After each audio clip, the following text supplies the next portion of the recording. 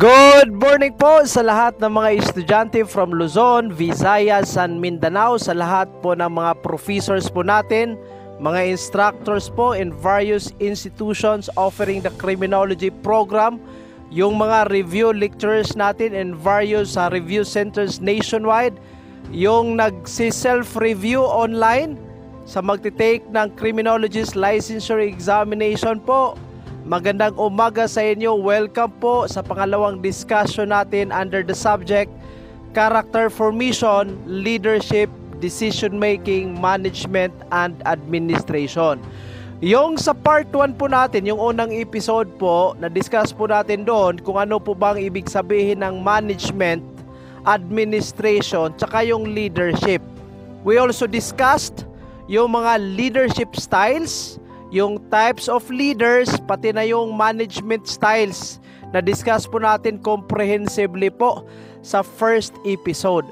As a continuation, ang i-discuss po natin will be number 1 on the qualities of leader, number 2 yung qualities of being a manager, at saka yung number 3 po, we will be touching on some theories regarding leadership and management. Okay? But before anything else, I'd like to borrow a short time, mga kadete. Again, I'd like to promote po yung mga Big Queno review material po natin, ha. Available po yan 24/7. So if in case you want to grab a copy, all you have to do is to give me a personal message. Yung mga professors naman natin dyan, ma'am and sir, if in case kapos po tayo sa oras, hindi tayo nakapag-prepare ng PowerPoint presentation, or we need PDF copy po sa mga discussions po natin sa channel po na ito, you can just give me a personal chat po, and we can agree kung saan ko po i-send yung PDF tsaka yung PowerPoint presentation po sa subject po natin. So available po yan 24/7. Sa mga first year, second year, or yung mga estudyante pa lang, I tell you, best advice po, dapat po i-prepare na po yung sarili natin for the upcoming board examination. As early as now, it is much advantageous po pag nag-avail po kayo ng Big Queno book po natin. Alright? Now, without further ado, let us talk about qualities of a leader. Sa part 1 po, I mentioned na ang leader po is someone who could have a positive influence to the followers. Positive influence in a sense that a leader is someone who can motivate the followers to work or to perform specific tasks for the goals and objectives of the organization to be achieved. On the other hand, I also differentiated yung management tsaka yung administration sa part 1. When we say administration, ito po yung top level. Ang paggawa po ng goal, ang paggawa po ng direction, paggawa ng planning, ang in charge po dyan is yung administration. Ang pag-oversee o yung pag-supervise sa workflow or sa mga task in order for the goal, the objectives, or the plans of the administration to be achieved, nasa management po yan. So pag sa board examination magtanong, overseeing or supervising tasks or activities in order to achieve specific goals or objectives, ang sagot po, management, ha. Kasi yung administration, sila po yung gumagawa ng plano. Sila po yung gumagawa ng direction. Nasa top level po yung administration compared to management. Now, ano ba ang qualities of a leader? Napakarami po tayong qualities. But I selected the most common one. There are 10 common qualities of a good leader. Una po yung tinatawag nating physical appearance. Basahin po natin sa slide, ha. Physical appearance. A leader must have a pleasing appearance. Physique and health are very important for a good leader. Napaka-understandable po niyan. But it does not mean that you have to be handsome, ha?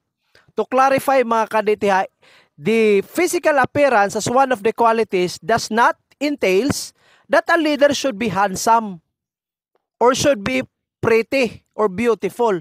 It only means that as a leader, pag leader ka po, dapat yung postura mo should fit, number one, on the occasion, number two, on the context or setting. Hindi po pwedeng you look dirty or untidy. Dapat po, yung appearance mo should be pleasing. That is why yung mga leaders po natin, especially pag if we are talking about College of Criminal Justice Education, yung mga dean po natin, yung mga deans po in various institution, naka-necktie yung iba naka-polo. Kasi nga, it's part of presenting yourself to the public to make it appear na pleasing yung aura mo, yung pleasing yung appearance mo. Alright? Physique and health are very important for a good leader. Number 2, vision and foresight. Ano bang ibig sabihin ng foresight? Foresight or vision? Ibig sabihin, makapag-anticipate ka. Ibig sabihin na makapag-anticipate ka, you are looking forward. You can predict what will happen in the future. Alam mo po, I'm not saying you will become a prophet. What I am saying is, by putting plans into actions, you can actually foresee possible consequences of your actions. He has to visualize situations and thereby has to frame logical programs, vision and foresight. Meaning you do not focus on the present, but you focus what will happen on the future. What will be the effect of the activities that you are performing? What would be the effect of the issues that you are facing? So yun po, vision and foresight po yan. Number 3, another very important quality is yung intelligence. A leader should be intelligent enough to examine problems and difficult situations. He should be analytical. Dapat may analysis po. Who weighs pros and cons. Ano ba itong pros and cons? Yung pros, yung positive side. Yung cons naman is yung sa negative side. And then summarize the situation. Therefore, a positive bent of mind and mature outlook is very important. So, ibig sabihin po ng intelligence is yung capacity po to weigh options, to weigh the pros and the cons. At the same time, your capacity to craft solutions to the problems that you are facing, especially yung mga difficult situations. Kasi pag ang leader walang intelligence or mas intelligent pa yung follower compared to the leader, lagapak, palpak po. For example, in a PNP setup, pag ang team leader has a very limited knowledge about law enforcement, tapos mas intelligent pa yung, mas knowledgeable pa yung subordinate, nako, it could create complications within the group. So, but if you will turn it the other way around, let us say, sa PNP po, ang pinaka-basic weapon po natin is the knowledge of the law, right? Sa PNP, the basic knowledge po natin or yung basic weapon po natin is the knowledge of the law. So, if you will put it in a situation na mas knowledgeable pa yung subordinate, it could create complication. Kasi po, mas maintindihan pa yung subordinate compared to the leader.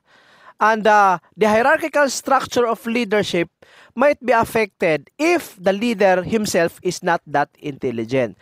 So, kailanganin po, pag naging leader po tayo, dapat intelligent po tayo. Dapat we know what we are doing and we can foresee possible outcomes of our actions. Number 4, very important mga kadite, especially to the criminology students listening right now. Communicative skills. A leader must be able to communicate the policies and procedures clearly, precisely, and effectively. This can be helpful in persuasion and stimulation. Dapat po, pag leader ka, the manner you cascade the information from you to the follower, the point of cascading or the process of cascading has to be unequivocal. It has to be precise and effective. A person does not need to be good in English. Yan po ha. I have to clarify it. You do not have to be good in English. Pag Tagalog po yung medium of communication mo, ang point po dito is how you cascade the information from you towards the subordinates in a very precise, clear and effective manner. This can be helpful in persuasion and stimulation. Pero again, it is advantageous po pag marunong po tayong mag-English, di ba? Actually, sa criminology po, ito po ang problema po ha. In the previous years, we were highlighted or we were in the midst of a controversial issue kasi may isang Facebook user po nag-post, sabi niya, criminology students are dull because we are not good communicators in English. Nako, number one po, my take on it, number one po, English communication or English language is not a sole gauge. It's not a single gauge. It's not a single measurement in knowing the intelligence of a person. Gauging whether a person is intelligent or not should not be based on English communication. Kasi marami po tayong basihanan in order for a person to be considered as intelligent. But although that issue popped out, amidst the issue that popped out, nako, there is also a partial, I would say, a partial truth about it. Kasi po, sa criminology, there are instances that we prefer to speak in our own dialect rather than English communication. And in the reality po, when we go out, when we graduate, ang problema po dito, English is the official communication in all law enforcement bodies. Pag magpunta po tayo sa korte, English po yan. Pag nag-submit po tayo ng report, nako, it has to be built in English also. So, mas okay po, it would be advantageous. It would be advantageous po that we hone, that we practice in communicating in English kasi po, when we will graduate, we work on a specific task in any law enforcement agencies po, English again is the official medium of communication. So, communicative skills is very important of a leader. Number 5, objective po, objective. A leader has to be having a fair outlook which is free from bias and which does not reflect his willingness towards a particular individual. Ibig sabihin po nito, when you say objective po, that means fair, walang favoritism, free from bias. Pag ang subordinate mo is close to you, and the subordinate do malingering, dapat po you have to deal with that malingering. If one of the subordinates is misbehaving, is committing an infraction, even that subordinate is close to you in terms of relationship, dapat po, he has to be dealt accordingly. Kasi po, you are an objective kind of leader. He should develop his own opinion and should base his judgment on facts and logic. Kukunti lang po, bihira lang po ang mga leader who will base their decisions on facts. There are some leaders who are dependent so much on hearsays, rumors. Pag may mga whispers po sa mga tabi-tabi, there are some leaders who believed these whispers. There are leaders who does not come up on a decision based on facts, but rather based on rumors and hearsays or based on gossips. So, yung leader po who can decide, who can provide or arrive on a judgment based on facts and logic are those leaders considered to be ideal. Number 6, knowledge of work. A leader should be very precisely knowing the nature of work of his subordinates because it is then he can win the trust and confidence of his subordinates. Ano po ang sabi dito? Dapat po, pag leader ka, alam mo ang katangian ng trabaho ng iyong subordinates. Alam mo po. So if you are the team leader or if you are the leader of the organization, you yourself should be savvy, should be well-versed on the nature of work of those persons below your position. Okay? Because knowing the nature of work sa mga subordinates mo could actually help you coming up with a good solution to issues, or it will help you provide more effective ways to help your subordinates. So knowledge of work is also important. Number 7, sense of responsibility. Responsibility and accountability towards an individual's work is very important to bring a sense of influence. A leader must have a sense of responsibility towards organizational goals because only then he can get maximum of capabilities exploited in a real sense. Ano pong sabi dito? Yung sense of responsibility or sense of accountability towards the work of the subordinates or toward an individual's work. So, importante po, pag nagkamali po ang subordinate po natin, yung accountability can actually be pinpointed to us. So, we should exercise sense of responsibility of the issues or of the mistakes committed by our subordinates. Pag nagkamali po, yung followers natin or yung subordinates under our leadership, dapat po we should not blame him. But the blame shall also be pinpointed to the leader. We should also be accountable sa lahat po ng ginagawa ng subordinates. Number 8 is self-confidence and willpower. Confidence in himself is important to earn the confidence of the subordinates. He should be trustworthy and should handle the situation with full willpower. Kumpiyansa po siya sa sarili is very important.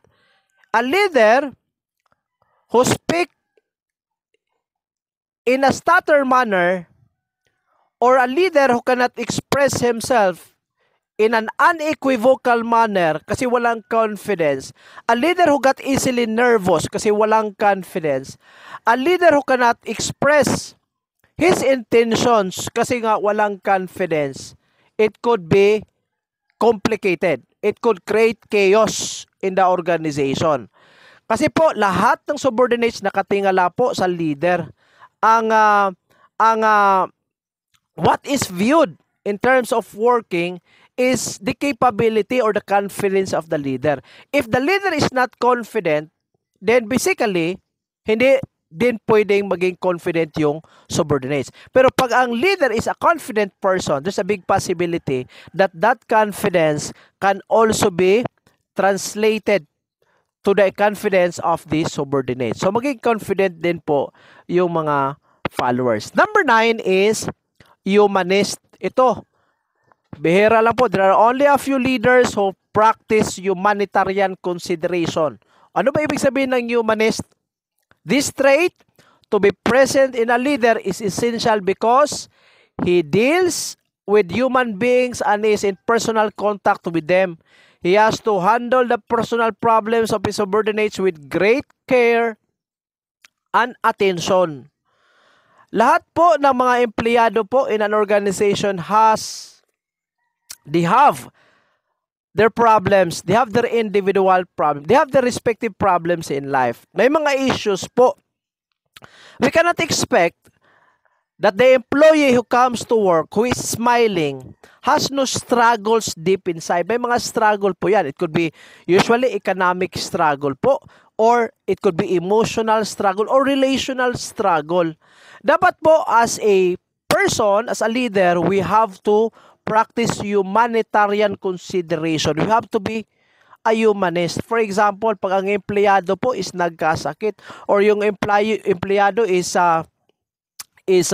was able to experience hospitalization in one of the members of the family, and the employee has to bring that member of the family to the hospital, which could create absence in work. So pag ang leader po is facing such kind of a situation, humanist attitude is very important. There are instances na ang mga leader po natin are too bookish.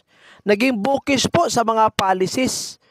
In some universities and colleges, in some organizations, napaka-bookish po tayo. We tend to be clingy on the verbatim policies that we have in our institution, to the point that we do not exercise humanitarian reason or humanitarian consideration. May mga empleyado po, especially yung suffering from economic difficulties in life, that they have to bend some policies of our organization just to provide the needs of the family. Yung mga ganyan, we have to understand. Sa mga instructors po, o yung mga deans po natin, yung mga administrators po in the criminology program. Yung mga instructors po natin in the lower level, nako, may mga problema po yan.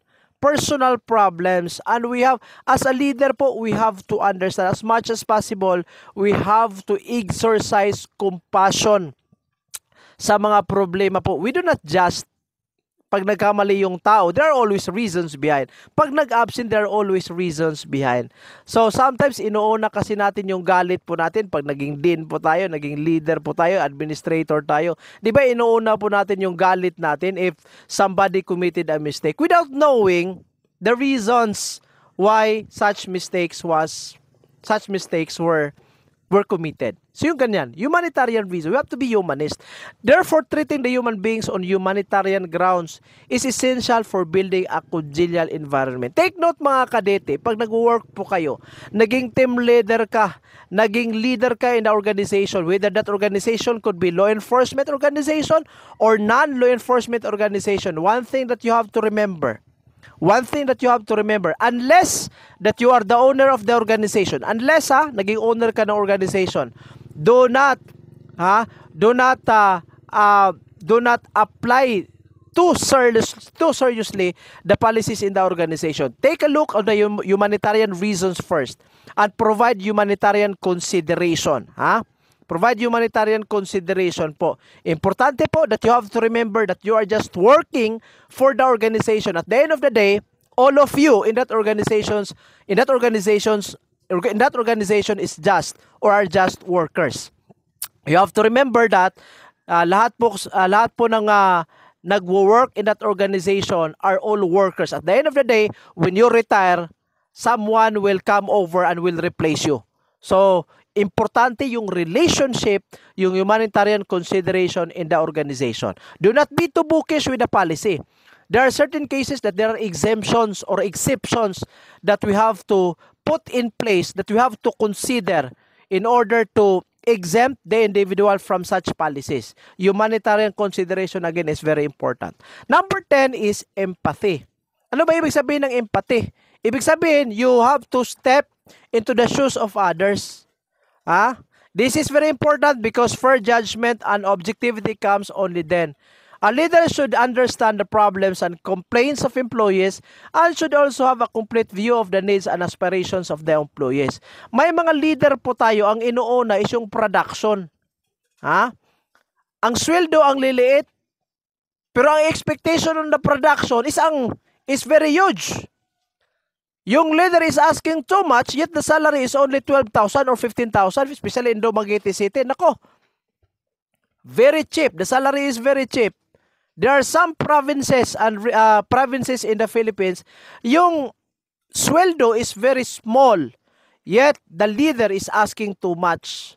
Sometimes po, yung yearning natin should be aligned with the earning of the employees. Kasi pag hindi yan aligned, you are asking too much, yet the salary is very small. Plus, yung workplace environment is toxic. At the end of the day, or at the end of the year, you will always have exodus of employees having their exit from your organization. Kung konti lang po, bihira lang ang mga leader who exercise empathy. So before you exercise your leadership, before you reprimand or before you scold somebody in your organization, try to put yourself in the situation of that employee first. Yan po ang ibig sabihin ng empathy. Okay? So those are the 10 qualities, basic qualities po of a leader. Now, yung qualities of a manager, almost similar lang po yan, Similar lang po ang qualities of a manager. Una po, leadership skills. Leadership skills, in order to be an effective manager, you need to be able to lead your employees in an efficient manner. Professional experience, if you don't have experience working in a professional environment and leading a team, it will be hard to step as a manager. Mas okay po pag yung naging leader ng organization has previous or past experience about managerial roles. Okay? Good communication skills, pareho lang po sa leader. Then, knowledge, the same. Organization. If you aren't organized in your position, there is a good chance that the employees you manage won't be either. So, dapat alam mo po paano mag-organize. Paano mag-organize, how to organize tasks, how to organize people, how to organize things in your institution or in your organization. Pag organisado ka po as a leader, naging organized din po yung mga subordinates. Next, number 6, time management skills is important when it comes to prioritizing your day, making sure you have time to communicate with your employees and accomplishing goals throughout the week. Okay? Being a leader po, being a manager, there are a lot of tasks on your plate. Marami po ang dapat gagawin dyan. Marami po ang dapat i-accomplish. Importante that there is time management. Okay? Pag marunong ka pong mag-manage ng time, I tell you, the accomplishment of the task could also be timely. At the same time, pag may time management skill ka po, you will also find time to communicate, to mingle with your employees, to have the opportunity for the employees to be heard regarding their complaints, issues, or probably they have difficulties in the performance of their tasks. Kasi ang leader po who does not listen to the subordinates or who does not listen to the employees are leaders who are ineffective. Mga leaders po that are considered to be very autocratic. Autocratic. Binigyan ka nga ng position, but the purpose of giving the position was to have someone to be blamed whenever there will be infractions or mistakes. Kukunti lang po ang mga leader who will listen. Usually, they are some of the leaders. I'm sorry to say this, pero may mga leaders po natin in various institutions in the Philippines na inuuna po yung emotions nila compared to the consensus or to the concern of the subordinates. Next, delegation. Ano ba ibig sabihin ng delegation? It's basically passing yung authority, yung responsibility to others. Do not do micromanagement. Do not do micromanagement kasi pag nag-micromanagement ka, I tell you, it will be very taxing. At the same time, it's very time consuming. You delegate the task from one person to the other. Next, confidence, yung kumpiyansa mo po sa abilities and experience and decision-making skills. Respect for co-workers. May kasabihan po tayo, respect begets respect. Pag ayaw mong rumispeto sa mga subordinates, of course, subordinates, you do have to expect that you will receive the same coming from the subordinates. Remember, ang respeto po is one of the virtues of a healthy workplace environment. One of the factors or one of the essential element of a healthy environment. And number 10, itong tinatawag nating company culture. Ano ba itong company culture? This is where you can boast employee engagement and show your employees how grateful you are for their hard work by offering fun activities throughout the week such as team building or outing after business hours or adding a new coffee station to the break room. Possibilities are endless on ways you can strengthen your company culture. Basically, it's amplifying the camaraderie, the esprit de corps within the organization. Kasi importante ang teamwork. And teamwork could be had, yung unity po could be had by this strategy. For example, nag-outing kayo, you provide a schedule para mag-lunch kayo with all the subordinates. It's a good practice to strengthen the relationship within the organization. So yun po, mga qualities of a leader and the qualities of a manager. And this discussion, mga kadete for those who are listening right now, it's not just for your preparation and the criminologist licensure examination. I'd like to say that being a leader is a combination of talent and skills. Okay? Talent and skills po yan. So, number 1, the first thing that you have to remember here is that pag leader ka po, always find time to listen to the predicaments or to the struggles or plights of the subordinates. Do not decide when you are emotional. Okay? If you are happy, do not make a decision. If you are sad, do not make a decision. Okay?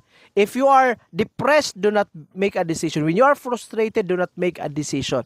Decide once you already weigh options, you already weigh the pros and the cons, you already weigh every single detail of the issue. That's the time you decide po. That's the technique on how to become a good leader and a good manager. Okay?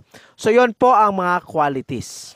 Now, to explain leadership styles, there were a lot of theories that were established. One of these is Blake and Newton's managerial grid, which is also known as leadership grid. Yan po ang ibang term ha, leadership grid. Isa lang po yan. Blake and Newton's managerial grid is tinatawag din pong leadership grid. Ang leadership grid or managerial grid is just a framework, a mental framework and a graphic that categorizes po sa leader's approach to leadership.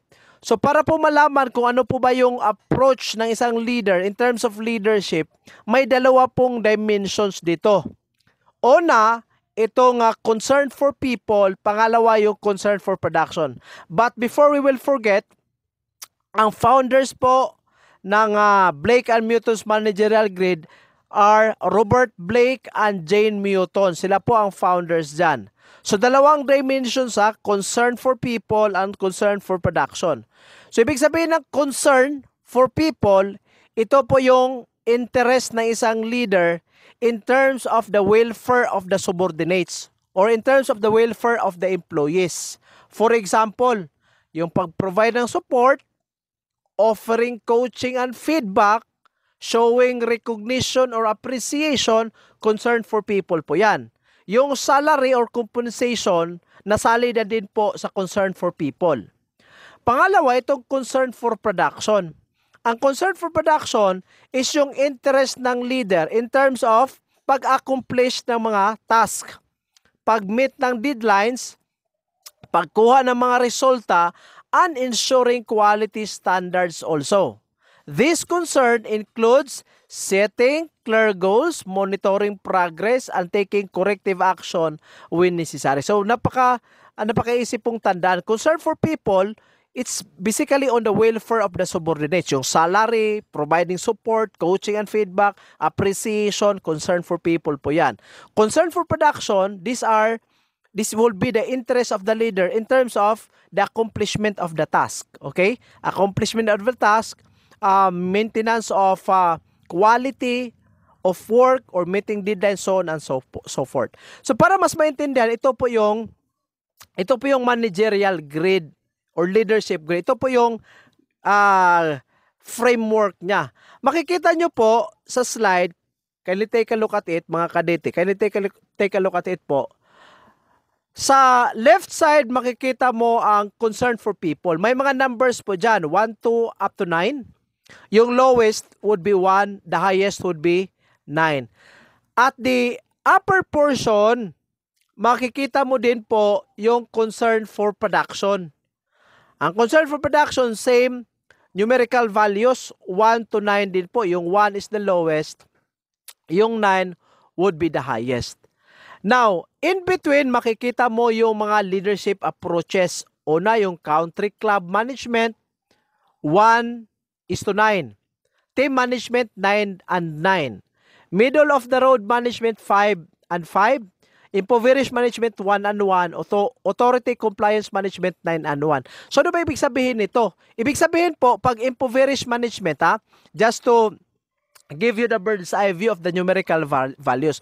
Pag impoverished management, ibig sabihin, lowest siya in terms of concern of people, lowest din po siya in terms of concern for production. So, ibig sabihin, yung leader, walang interest para sa subordinates. Wala din po siya. Kukunti lang yung interest in terms of accomplishment of the task. Kaya 1 and 1. Yung pinakamataas dito is yung 9 and 9. Yung naka-red 9 and 9. Kindly take a look po. Everybody listen up. Listen up po. Yung 9 and 9 po, naka-red po yan. Team management po ang tawag dyan. Ibig sabihin, mataas, pinakamataas yung concern of people, mataas din po yung concern for production. Now, at the opposite side, yung 9 and 1, authority compliance management, mataas siya sa concern of people, pero yung production, wala. Meaning, okay po yung appreciation, recognition, okay yung salary, pero yung production, yung accomplishment of the task, nako, lowest yung interest ng leader. So ito po to give you the necessary understanding on what the numerical values would mean. So to understand more, para mas maintindihan po natin ng maigi, ito po, impoverished management. Under po ito sa Blake and Newton Leadership Grid. Impoverished management, ang sabi ko po kanina, 1 po yung concern for people niya, 1 din po yung concern for production. Ibig sabihin, in this leadership style, yung leader po has lowest concern in terms of production and in terms of promoting welfare of the employees. Yung managers exercise minimum effort to get the work done from subordinates. The leaders are termed ineffective, wherein their action is merely aimed at preserving job and seniority. So, bali yung isang leader na ilagay sa position, the purpose thereof is just to maintain the structure, to preserve the job, and to consider him as the senior inside the organization. But in reality, wala siyang concern para sa mga empleyado. At the same time, wala din po siyang concern para sa mga para sa accomplishment of the task. For short, very ineffective po ang impoverished management. Pangalawa, itong task management, 9 and 1. Bakit po ba 9 and 1? Una po, ang task management, tinatawag siyang dictatorial or perish style. Dictatorial or perish style. Ano ibig sabihin ng dictatorial? Dictatorial in the sense that kung ano po ang sabihin ko, dapat yun po ang gawin mo. Whatever I say, you should do it. You should follow what I say. Whatever would be the policy, we have to follow the policy. Yung mga ganyan. Dictatorial or perish style. Her leaders are more concerned about production and have less concern for people. The employees' needs are not taken care of and they are simply a means to an end. So ito ang problema. Ang task management kasi, from the word task, the leader is more concerned. Highest po yung concern niya sa production. Ako, highest 9 Gusto niya ma-accomplish yung task. Gusto niya yung goals and objectives of the companies will be achieved.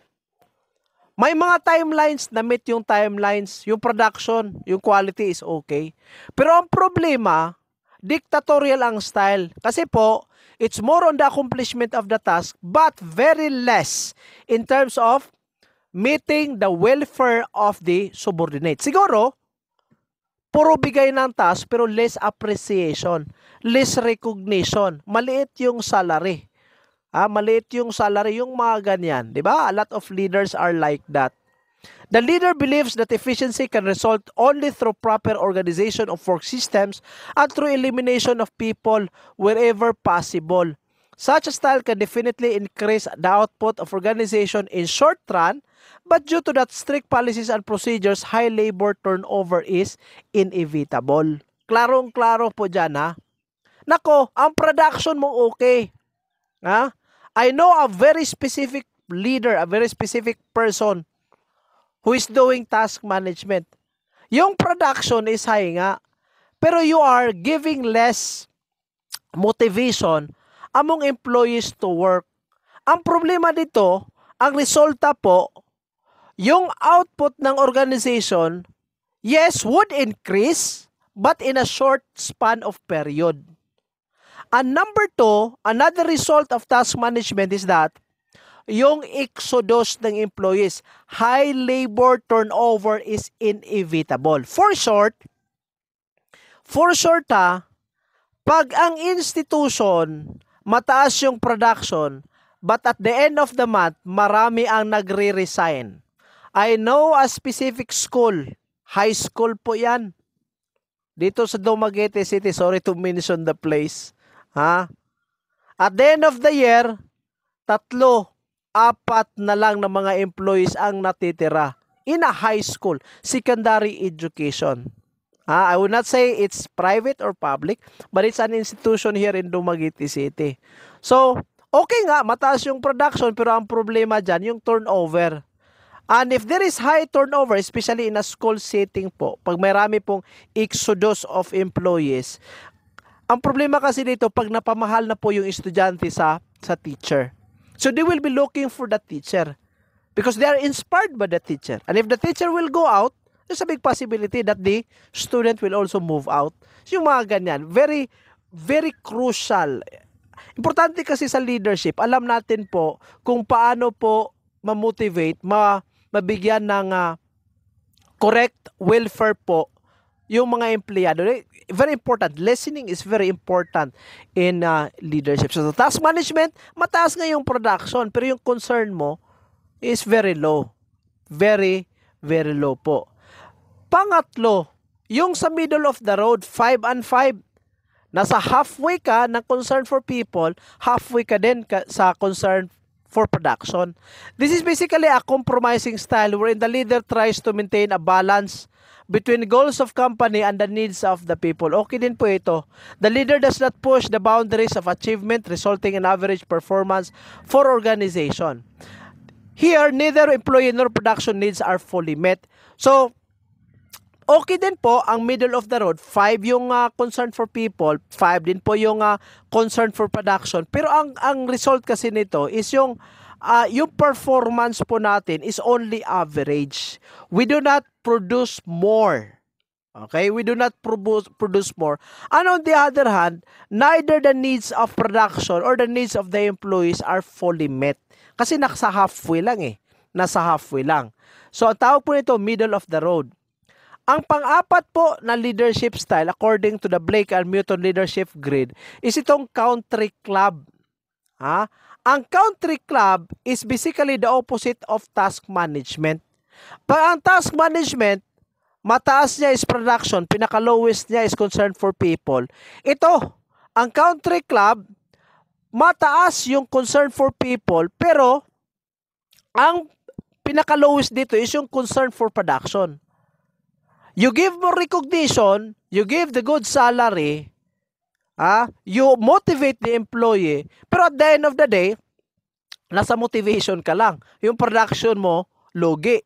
Leader gives thoughtful attention to the needs of the people, thus providing them with a friendly and comfortable environment. Komportable po na environment. Yung workplace is healthy, considered as healthy. Employees are motivated. But the leader feels that such a treatment with employees will lead to a self-motivation and will find people working hard on their own. So for short, yung motivation mo mataas, yung environment mo healthy, yung workplace is okay. Pero yung production in that specific institution or in your organization is very, very low. Mataas yung sweldo, na-motivate yung empleyado, healthy nga yung workplace, pero pagdating sa performance of the task, lagapak. Yung quality, hindi okay. Diba? Kaway-kaway dyan sa mga eskwelahan na nag-o-offer ng program. Tapos may summer class nga, yung summer class good for 2 weeks only or 1 week only. Yung mga ganyan we come after on the enrollment but not on the quality. Mataas nga, okay. Mataas nga ang enrollment pero ang quality is not that good. Yung workplace is healthy nga pero yung production, yung production po natin is lagapak po. Country club po, which is very opposite to task management.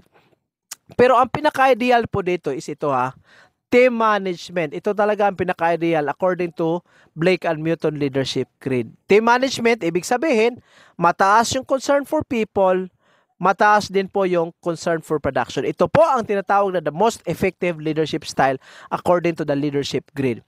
The leader feels that empowerment, commitment, trust, and respect are the key elements in creating a team atmosphere which will automatically result in high employee satisfaction and production. So yan po, team management ang pinaka-ideal po nito. Next, the second theory that I would like to bring is the House's path goal theory. Ang House's path goal theory is based on the premise that an employee's perception of experiences between his effort and performance is greatly affected by a leader's behavior. So ano pang sabi dito? Yung pag-perceive po ng isang empleyado sa lahat po ng expectations, sa kanyang effort at sa kanyang sa performance niya, is dependent kung ano po yung behavior ng isang leader. The leaders help group members in attaining rewards by clarifying the paths to goals and removing obstacles to performance. They do so by providing the information, support, and other resources which are required by employees to complete the task. Argues that leaders will have to engage in different types of leadership behaviors depending on the nature and demands of the situation at hand. So ito po sa leadership, sa House's path goal theory po, ibig sabihin po nito, again, yung employee's perception of expectations sa kanyang effort at performance is dependent on the leader's behavior. Kung ano po ba ang behavior ng leader. So, basically, kung ano po yung performance niya, ano po yung effort na ibinigay niya, nagadepende po yon sa tinatawag nating behavior ng isang leader. So, ang leader po, help group members sa pag-attain po ng rewards by clarifying the path to goal at saka i-remove yung mga hindrances or obstacles sa performance. So, ang pag-remove po sa mga obstacles or hindrances sa performance, ginagawa po yan by providing enough information, pagbigay ng suporta at saka yung resources na kinakailanganin po ng employee sa pagkumpleto po ng trabaho or ng task. So, dito po sa House's path goal theory, ito po yung mga leadership styles. Different din po ito sa Newton na leadership grid, sa Blake and Newton leadership grid. So, dito po sa House's path goal, ang una po is yung tinatawag nating directive. Ang directive po, at basahin po natin, her the leader provides guidelines, lets subordinates know what is expected of them, sets performance standards for them, and controls behavior when performance standards are not met. He makes judicious use of rewards and disciplinary action. The style is the same as task-oriented one. So ano po ba ang sa directive? From the word directive, binibigay po ang guidelines, binibigay po kung ano ang dapat na expectations from the employees. At the same time, binibigay din po kung ano yung standard sa paggawa ng trabaho. And then, ang most important dito po yung pag-control ng behavior.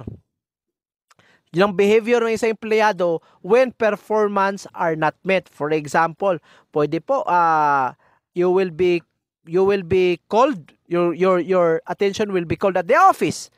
Kasi po palpak yung trabaho mo, not in accordance with the standards set by the organization, yung mga ganyan. Directive po. At the same time, sa directive po, may reward and by disciplinary action. Reward if the task is in accordance with the standard and it is accomplished. Disciplinary action pag hindi or below the standard. So, ang directive is known as task-oriented one. Pangalawa, itong tinatawag nating supportive. Ang supportive po, the leader is friendly towards subordinates and displays personal concern for their needs, welfare, and well-being. This style is the same as people-oriented leadership. Yung directed is task-oriented, binibigay po yung trabaho, yung guidelines, yung quality. Pero sa supportive, it's more on people-oriented leadership. Meaning, it focuses on relationship, harmonious relationship between the leader and the subordinates. providing or establishing friendly atmosphere between the leader and the employees. Supportive. So, people-oriented ang supportive, ang directive naman is task-oriented. The second to the last is the so-called participative. When we say participative, ibig sabihin po, the leader believes in group decision-making and shares information with subordinates. He consults his subordinates on important decisions related to work, task, goals, and paths to resolve goals. So, ibig sabihin po, sa participative, kinukuha po yung suggestions and opinions coming from the subordinates. Consultation is the keyword of participative. Naging participative yung leadership style kasi as a leader, pag may problema, kinukonsult mo yung mga empleyado. Okay? You solicit opinions from them. The last one is achievement-oriented. The leader sets challenging goals and encourages employees to reach their peak performance. The leader believes that employees are responsible enough to accomplish challenging goals.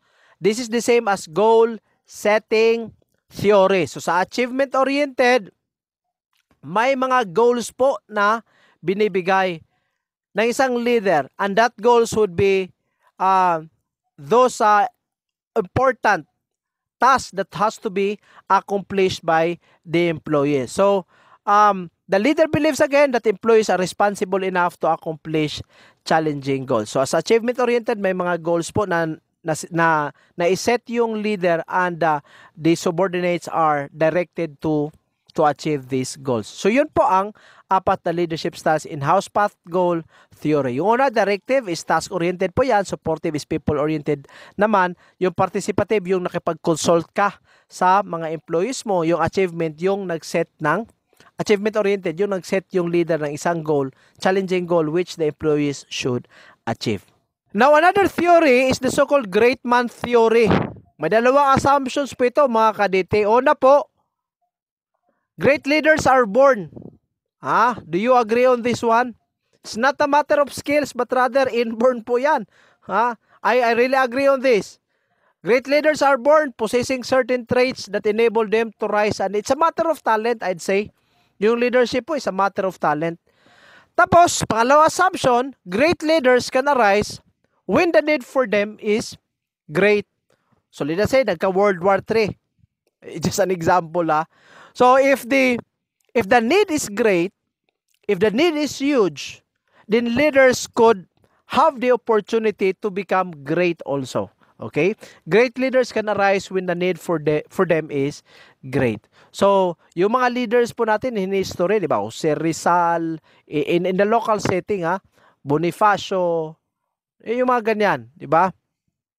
So, great leaders would rise if there is a big opportunity to be great also, or the opportunity or the need for them is also great.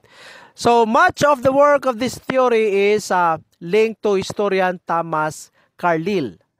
On the other hand, another work of Thomas Carlyle is the so-called trait theory of leadership. Ang trait theory of leadership is based on characteristics of many leaders. Ano po ba ang mga traits ng leaders? Both successful and unsuccessful. And is used to predict leadership effectiveness. The resulting list of traits are then compared to those of potential leaders to assess their likelihood of success or failure. So, ibig sabihin po ng trait theory, may mga traits po ito. Ang mga traits po nito, ito po ang basihanan pag ang isang tao po na leader na umupo sa isang posisyon is magiging successful or not. So, tingnan po natin ang mga traits sa theory po na ito. Una, achievement drive. Ilan po ba? 1, 2, 3, 4, 5, 6, 7, 8. Una po nito is yung tinatawag nating achievement drive. Unang trait po yan. Unang katangian. High level of effort, high levels of ambition, energy, and initiative. High level of effort, yung mga, yung average effort lang, they are not considered to be aligned with the achievement drive. Mataas yung ambisyon. They do not settle for less. They do not settle. For example, pag naging dean ka ng criminology department, you do not settle for less. You want to you want to amplify your achievement. Let's say, for example, you're aiming for a top-notcher or you're aiming for 100% passing in a criminologist licensure examination. Nung in the previous or in the past, you only got 20% or 30%. But then you tend to revolutionize your effort. You want to attain 100%. Yung mga ganyan. High levels of ambition, energy, and initiative. Dapat dito, high energy ka din po. Kasi kapag matamlay yung leader, matamlay din po yung subordinate. Pag pessimistic yung leader, pessimistic din po. Yung pagiging pessimistic mo will also be cascaded to the subordinates. So, dapat may energy. Tapos may initiative ka. Leadership motivation, an intense desire to lead others to reach shared goals. Yung desire mo po. Kasi pag nag-upo ka ng position and you will just say, the purpose of this is just to receive the salary, or I was just forced to become the leader. I have no choice. Yung mga ganyan, wala pong motivation po. So dapat po may strong desire po, intense desire to lead others. Leadership motivation. Pangatlo, honesty and integrity. Dapat trustworthy, reliable, and open. Pag ang leader is chismosa, petitionan nyo na yan. Dapat nakapag-petition na kayo. Because a leader should be honest and with integrity. Dapat hindi marites. Dapat hindi marites. Kasi pag ang isang leader is a gossiper, nako, di pwede. Pag hindi reliable ang information niya, pag hindi reliable yung sinasabi niya, hindi open, hindi ba pagkatiwalaan, nako, walang honesty and integrity. It's not an effective leader. Pangapat, self-confidence, yung kumpiyansa po sa sarili, yung ideas, yung ability. You do not easily succumb on somebody's opinion. Pag opinion mo yan, you have to stand on it. You have to defend your principle kasi leader ka. Self-confidence. Cognitive ability. Ito, intelligence, capable of exercising good judgment. Strong analytical abilities. Importante po, you analyze the outcomes. Yung risk po, dapat calculated risk yan. And conceptually skilled. Pag may problema, you can easily craft solutions to that problem. May cognitive ability. Ang tao na butol.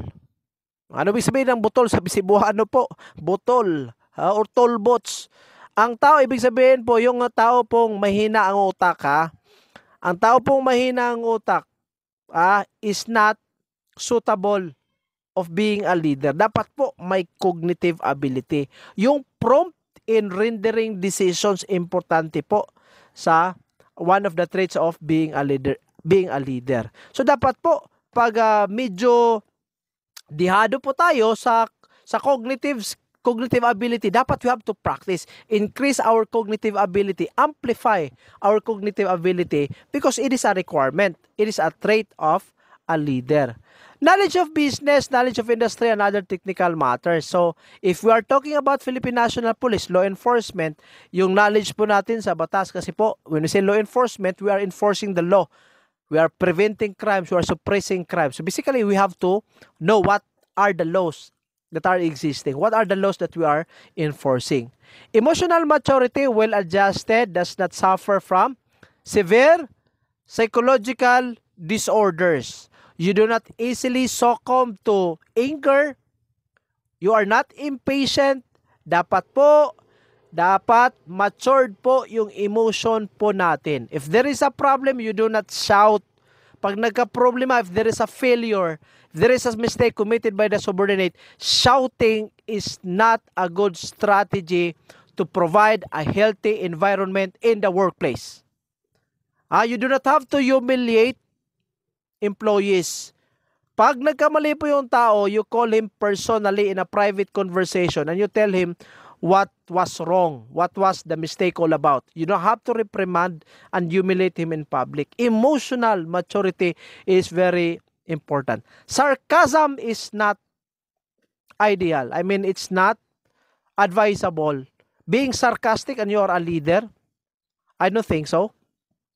Naging sarcastic ka or naging cynical ka in some of the situation, it's, in my own opinion, That's not good actually if you are sarcastic. You can play banter, or probably you can play little jokes with the employees, practice a sense of humor that could also make the workplace more healthy, little sense of humor, but sarcasm or below the belt jokes are not that advisable, I should say. Others would be charisma, creativity, and flexibility. So ito po ang mga important traits. So pag wala ka po nito, that means you are an ineffective leader. Pag wala kang high level of report, wala kang ambition sa buhay, wala kang leadership motivation, hindi ka honest, wala kang confidence, wala kang cognitive ability, wala kang kalam-alam kung anong ginagawa mo sa posisyon na yan, wala kang emotional maturity, wala kang charisma, creativity, oy, lumayas ka na. You better resign or you better have yourself be demoted. Ha? So yun po, core traits. Actually, ang subject po na ito is not just about preparation in the board examination, but rather, when you become leaders, cadets, dapat ito po ang tandaan nyo po. Ha? Balikan nyo po itong video na to and this will guide you how to become a good leader. Ha? Next, Leadership Member Exchange, LMX, Leadership Member Exchange Theory. This is also known as vertical dyad linkage theory. The theory views leadership as consisting of a number of dyadic relationship linking the leader with a follower. The quality of the relationship is reflected by the degree of mutual trust, loyalty, support, respect, and obligation. This is just a repetition. So, basically, Similarly po, ang LMX or Leadership Members Exchange Theory would suggested that yung quality po ng relationship is reflected yung mutual trust, based on mutual trust, loyalty, support, respect, and obligation. So, yan po. So, ito ang stages. Tingnan po natin ang stages of relationships between managers and subordinates based on Leadership Member Exchange Theory. Tingnan po natin ang stages of relationship ha. Una po, itong tinatawag nating role taking. Okay? Pangalawa, itong tinatawag nating role making. Pangatlo, itong tinatawag nating routinization. Tatlo lang po yan. Ang role taking po occurs when team members first join the group. Managers use this time to assess new members' skills and abilities. So yung una po, yung pagka-hire po ng isang empleyado po, the moment he join the group, yung managers po will assess yung skills and abilities of the employee and will be the basis of finding out what specific role which that person could be fitted or suitable. Pangalawa, itong role making. New team members then begin to work on projects and tasks as part of the team. In this stage, managers generally expect that new team members will work hard, be loyal, and prove trustworthy as they get used to their new role. So yung una, ina-assess yung abilities, role-taking po. Role-making, binibigyan po siya ng task, binibigyan po siya ng assignment or position, and the leader is expecting so much from him. Now, in the role-making, dalawa po ang sub-stages dyan. Una, in-group, tsaka yung out-group. Yung in-group, if team members prove themselves loyal, trustworthy, and skilled, they're put into the in-group. This group is made up of the team members that the manager trusts the most.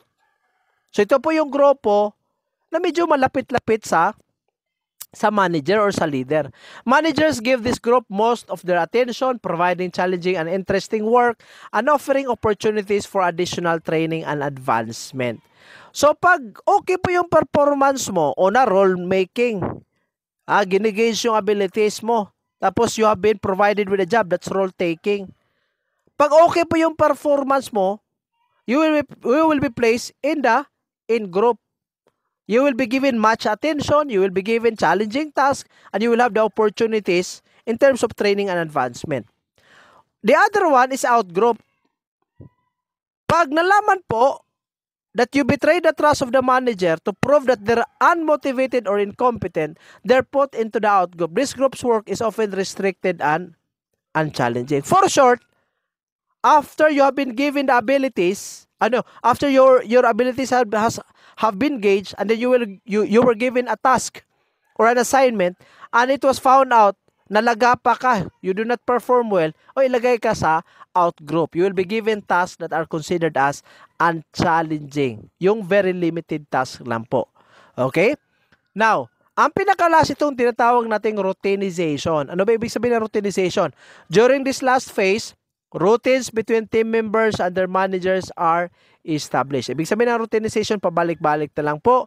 In-group team members work hard to maintain the good opinion of their managers by showing trust, respect, empathy, patience, and persistence. Out-group, on the other hand, may start to dislike or distrust their managers because it's hard to move out of the out-group once the perception has been established. Anong ibig sabihin nito?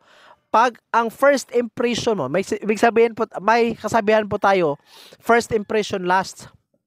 So pag yung first impression po, yung impression ng manager, is you do not have the ability, you will always be in the out group to the point that you will start to dislike or distrust the manager. And it's very hard to move out from out group and transfer to in group. Dapat magpabilib ka po.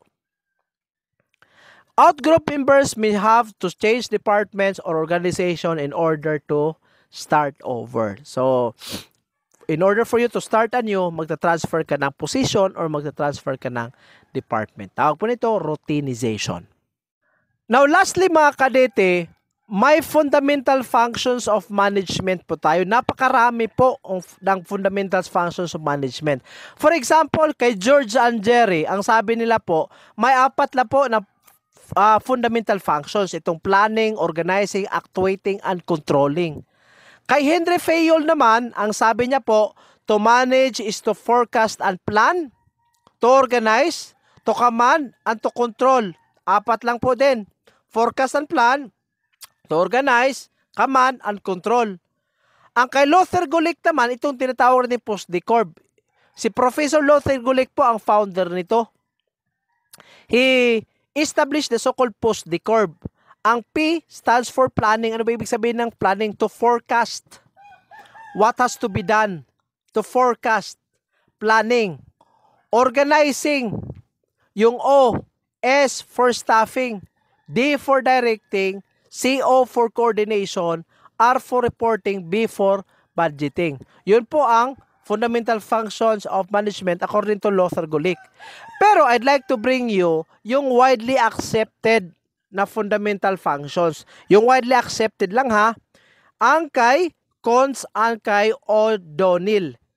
Ito po, planning, organizing, staffing, directing, and controlling. But you already know, some of you are very well versed with the post-decorb. But I'd like to bring to you yung pinaka-widely used, widely accepted po na functions of management. Itong kay Cons and kay O'Donnell. Naunahin po natin ang planning. Ang planning po, tinatawag siyang basic function of management. Ang planning is also known as deciding in advance. When you say forecasting, in advance, you make calculated decisions. What to do, when to do, and how to do it. It bridges the gap from where we are and where we want to be. Kung saan tayo ngayon, at saka yung saan ba tayo papunta. What will be the direction of the organization? A plan is a future course of actions. It is an exercise in problem solving and decision making. It's determination of courses of action to achieve desired goals. Aside from planning, itong organizing. Pagtapos ka na po sa planning or forecasting, mag-organize ka na. So in organizing, it is the process of organize. To organize or to bring together physical, financial, and human resources and developing productive relationships among them for achievement of organizational goals. When you group employees into different factions and every faction, every unit has a specific job to do, it's part of organization or organizing. It involves identification of activities, classification of grouping of activities, assignment of duties, blah, blah, blah, blah, blah, blah. It's very easy to understand. Let us say, for example, gumagawa ka ng program. Ang program mo is acquaintance party. You assigned a group in charge for the cleanliness. You assigned a group in terms of the food. You assign a group in terms of the program preparation. You assign a group in terms of the financial blah blah blah, logistics, so on and so forth. It's basically organizing. Now, part of organizing itong tinatawag nating staffing, it's the selection of the right men for the right job. Right men for the right job. Pag criminologist graduate yan, i-assign mo criminal investigator. Pag education, i-assign mo desk officer. Pag criminologist, huwag mong i-assign sa office. Dapat i-assign mo criminal investigator, patrol, because the criminal investigation is the forte of criminologist. Between education or between other courses, education, IT, let us say, HRM, ano bang business education ba yan na kurso, tapos ang position is criminal investigation, particularly on murder, homicide, bigay mo sa criminologist. Staffing is basically providing the right person for the right job. It is the function of manning the organization structure and keeping it manned. The main purpose of staffing is to put the right man on the right job. Next, directing. Ang directing, on the other hand, is the part of managerial function which actuates the organizational methods to work efficiency for achievement of organizational purposes. Deals directly with influencing, guiding, pag-supervise, pag-motivate sa subordinate in achieving the goals. Okay? So yung pag-supervise po, yung pag-motivate is part of directing. Yung pag-assign ng task is part of what we call as directing. Is part of what we call as organizing. Pero yung pag-select po ng mga tao is basically part of staffing. Yung pag-supervise, on the other hand, is again part of directing. So, ang directing involves again supervision, yung pag-motivate ng employee, yung leadership, and most importantly, yung pag-pass ng information. We call it as communication. Okay? And the last one is the so-called controlling. Ano ba itong controlling? To make sure that everything is in conformity with the standard, with the quality. That's what we call as controlling. It implies measurement of accomplishment against the standards and correction of deviation, if any, to ensure achievement or organizational goals. So basically, controlling, kinokontrol mo, chine-check mo kung yung production ng task is of quality, is of in conformity ba yan sa standard being set. It's the process of checking whether or not proper progress is being made towards the objectives and goals and acting if necessary to correct any deviation. Ibig sabihin ito, to correct any deviation. Ibig sabihin, kung si deviation, pag may nagkamali po, something that deviates from what is considered to be a standard, nagkamali or poor yung quality. Poor po yung quality. So, binibigyan po yan ng correction para at least yung deviation po will be altered in conformity na po siya or in favor with the standards being set. So, yun po ang basic fundamental functions of management. Now, mga kanita, I'd like to stop in this slide. Continue po natin sa last na episode po, part 3 . And I hope you will be with me again on part 3 sa episode 3 po natin. Sa nag-subscribe po sa lahat ng followers natin, sa lahat ng viewers, maraming salamat po sa support. Yung pag-view nyo po, yung hindi nyo pag-skip ng ads actually helps financially po kasi nagsusupport po tayo sa lahat po, hindi po lahat, but only a few in my localities right now. I am supporting yung mga dialysis patients. So monetize na po yung YouTube channel po natin, and part of the amount that I receive as the result of the monetization is given, part of it is given to the dialysis patients po. Hindi ko po binubulsa lahat yan. Binibigay ko po sa dialysis patients. Somehow, makatulong po tayo sa mga kapatid po natin dito sa Negros. Maraming salamat po sa lahat ng suporta. God bless everyone. Sa lahat po ng magti-take ng board examination, tiwala sa Diyos, tiwala po sa sarili. Importante po yan. God bless everyone.